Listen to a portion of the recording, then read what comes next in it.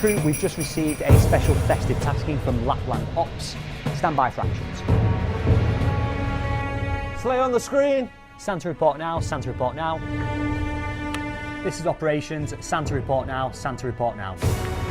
Children's Christmas lists transmitted. UK agencies acknowledge. Sir, no tinsel crackers in the path of the sleigh. Commander, reindeers are okay, sleigh is okay. Fylingdales Santa report is valid, number of sleighs is 1, acknowledge. Acknowledge, Santa report valid, number of sleighs 1. Right guys, that's Santa Claus's Christmas recce complete. Fylingdales tracked and received good data and we're all looking good for the 24th of December.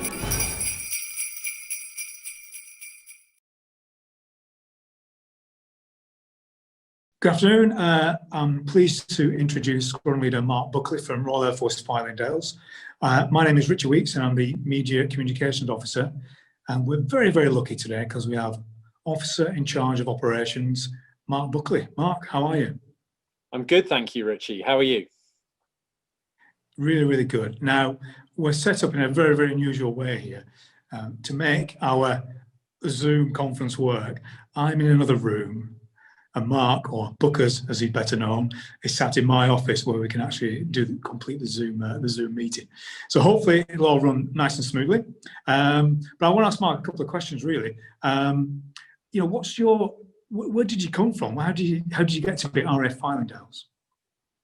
So I'm originally from Southampton. Decided when I was at college and university that I wanted to join the Air Force. And back in 2004, started at Cranwell and commissioned as an aerospace battle manager. Back then we were actually called fighter controllers. We've seen a few name changes, and most recently we're known as Air Ops officers.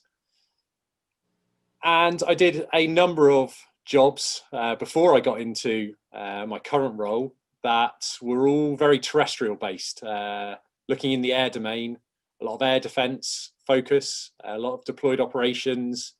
And it was only my last job really that I got involved in the space domain, and that's what has led me to Fylingdales really. So you talk about the space domain. That's really interesting and quite because we don't really associate the Air Force generally with operating in space, but I guess we do. Yes, and Fylingdales has been here for nearly 60 years, looking up, performing a couple of different roles. So not only looking out into space, but also looking at potential missiles, so providing missile warning. But that now sort of is what we're on standby to do. But 99% of the time, we're looking up at a lot of satellites up in low Earth orbit. So the Air Force is very much involved in space and have been for a while. That's really interesting, Mark. Have you always wanted to work in space? I did a few roles that had interaction with space. So when I was on the Joint Force Air Components, we had an American who was our space duty officer. And I thought that some of the things he was talking about were really interesting, and the fact they had an effect on everything we were doing. And I'd never thought about the impact of SATCOM and GPS and all these things we now take for granted on our phone, for example. All have military applications as well. So it really started to highlight how important the space domain was. And then my last job before here, I was lucky enough to go out to Colorado, where I was the exchange officer at Air Force Space Command. I noticed on your combat shirt there, you've got a silver badge. What is that? I can't quite make it out from here. So these are my space wings. So when I became qualified on the radar that you can see just to my side, and I was successful in completing my checks, I was awarded this badge to recognise that I'm now qualified as a space operator. So we have a few units in the UK where if you are an operator on that system, then you can wear these space wings, and that allows the rest of the Air Force and the rest of the military to know that we are current space specialists and they can come and talk to us about anything to do with the domain. That's really interesting. So I'm guessing that we have a very close working relationship with our American colleagues. Yes, we do. And so these are Air Force space wings. The US have just been through a big transformation, and I'm sure lots of people are aware. They now have a space force that has formed out of their Air Force. And we actually have a Space Force liaison officer here, Major McGuinness. And so we work hand in hand with them in everything we do. We dual report to the UK as well as the US.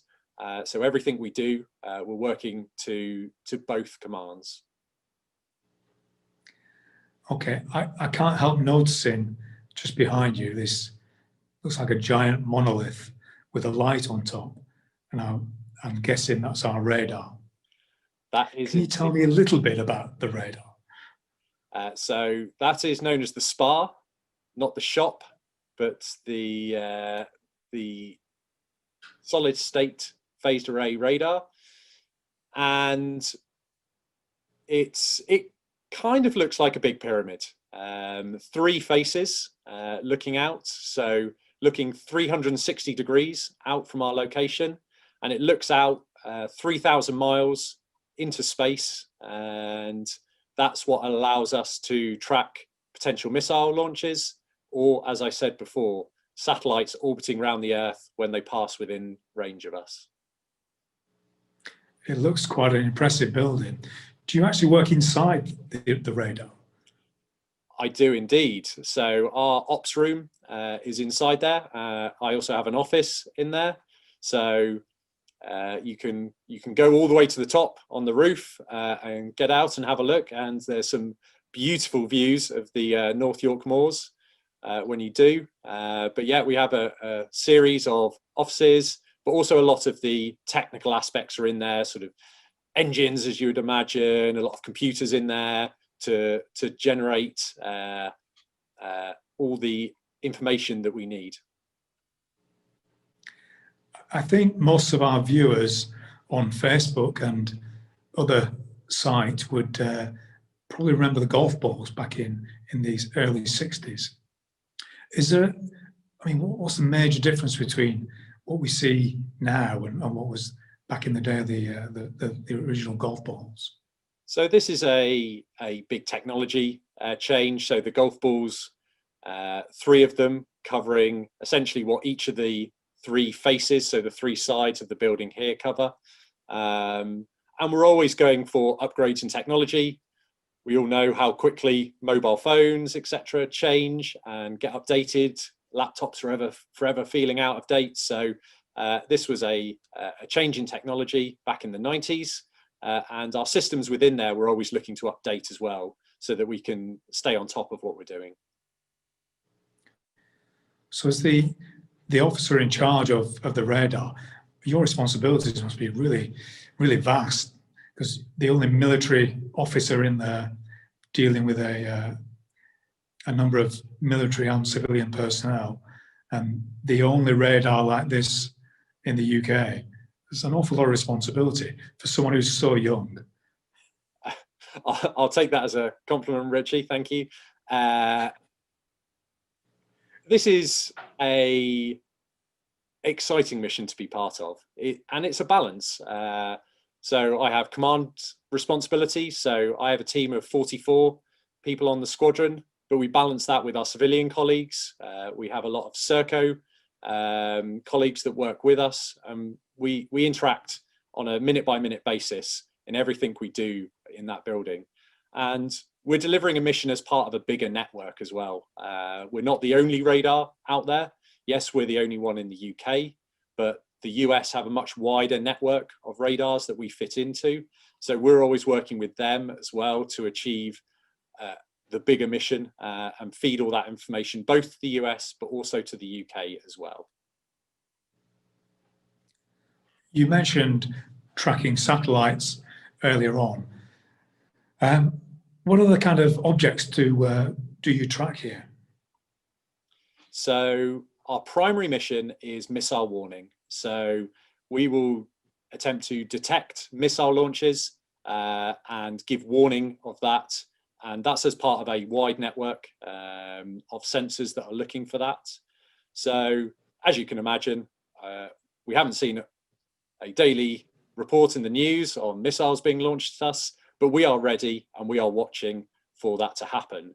So while we have that time in between and while we're waiting, we use our time productively, and my team will then apply our space surveillance mission and use the radar to track satellites in low Earth orbit. What's the most interesting object that we've been able to track with the radar? I think everyone's favourite is normally the ISS.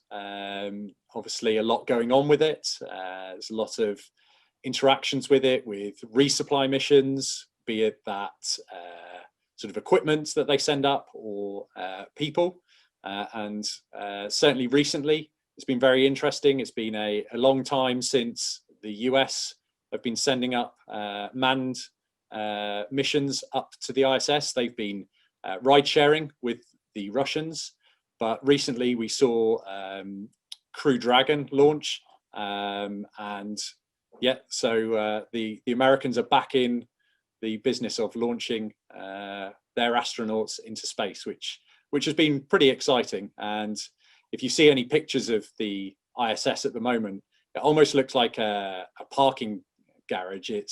There's Soyuz from the Russians, there's Crew Dragon from the Americans, there's resupply pods connected to it. It's good fun. It's probably because it's the biggest thing we're looking at and passing over us daily. Everyone's excited, and I definitely think it helps that we had a Brit on there not too long ago with Tim Peake. Yeah, of course. I do remember that Tim Peake actually going up to the space station on the Soyuz capsule, and now just 5 years on, we're seeing this amazing Crew Dragon, super modern, incredibly, very futuristic space vehicle going up to the space station. Really, really interesting. The Crew Dragon is a SpaceX program, and I know Elon Musk has a couple of other projects on the go at the moment, Mars and various others. But if I say nano satellites, does that mean anything to you? Would you be able to explain a little bit?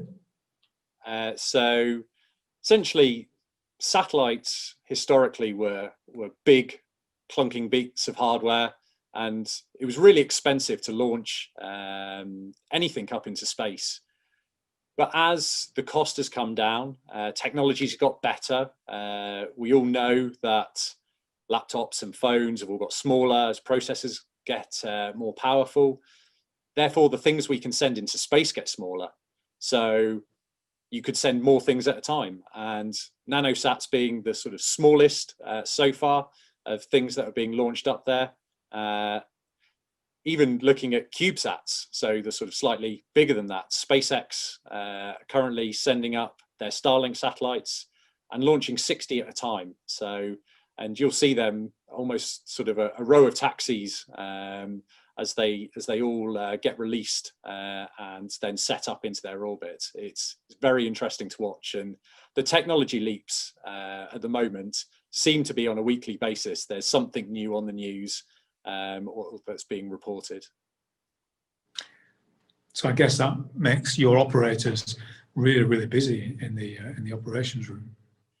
It definitely keeps us busy, but that's good. It's exciting time to be involved in the space domain, and I think anyone who's seen the news recently will have seen that the UK is committing for us to do more in the space domain. And they announced the stand-up of UK Space Command. So that's going to be a new joint command that we have in the military that will start doing more and more in space. So I know I said Fylingdales has been here for nearly 60 years doing it, but it looks like the Air Force is really driving this forward. And now there's going to be this joint command so we can get the Army and Navy better involved. So, as I said, an exciting time to be involved in space. Speaking of exciting times, It's mid-December right now, and pretty soon we may be having a visitor from the North Pole. Do we play a part in any of this activity? Of course we do. And it's something I've been involved with before I got here, actually. The Fylingdales have been tracking Santa since we started back in the 60s. But we're, as I said, we're part of a wider network. So the NORAD system, so the American system, has been tracking him since the 50s.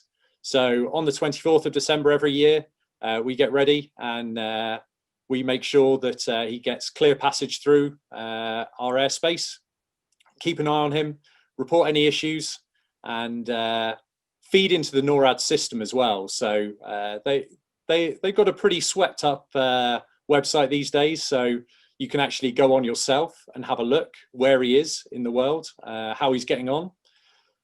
It's obviously a lot more people than there were in the 1950s. So he has to cover some ground pretty quickly. And they also have a call center where you can call in if you can't get onto the website, and you can check where he is. I was lucky back in 2017 when I was in Colorado to go and work in the call center for a few hours. Spoke to children, mostly over America because of the time we were working, being able to give them an update of how close Santa was. It was a little bit touch and go for some of the children. They were definitely staying up a little bit too late. We had to put a couple of requests in for him to circle back because they weren't in bed, but I heard no reports of anyone being missed who was on the nice list, which is always good to hear. Sounds great. So this year, I guess it's going to be the same. Fylingdales will be tracking Santa as we always do. You mentioned your NORAD experience in manning the telephones and on a Christmas Eve. I mean, I have seen pictures. I mean, we'll try and get some pictures of you up on here as well, in action. I have seen pictures of celebrities and even presidents in doing the manning the phones over in the States. Yes, it's an important thing that we can do in this day and age. People can get access to anything that's going on, but Santa's a busy guy. He can't be putting on Snapchat or anything, or Twitter where he is. He hasn't got time. He's got an incredibly important job. So the band of volunteers that get involved to help to report that out to the boys and girls is great, and it's a really nice thing that we're able to do. Just take that time on Christmas Eve to help support someone. You know, I've mostly been on the nice list, so he's certainly delivered a few presents to me over the years. So it's good to be able to give something back. We've had our practices here. We've done our training, so we're certainly ready for the 24th. Mark, that's great news. Looking forward to it.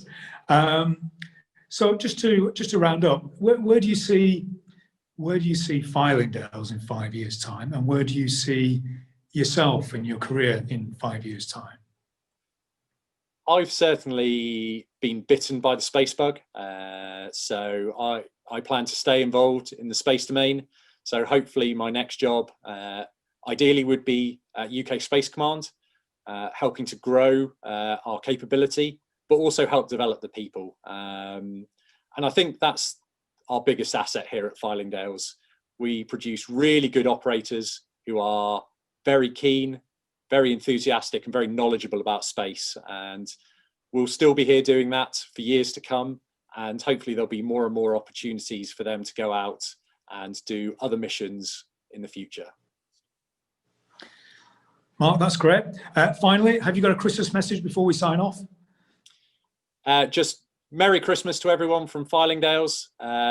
Don't worry, get to bed on Christmas Eve. We'll track Santa. We'll make sure he gets there okay, and enjoy your holidays. Mark Buckley, RAF Fylingdales, thank you very much. Goodbye, everyone.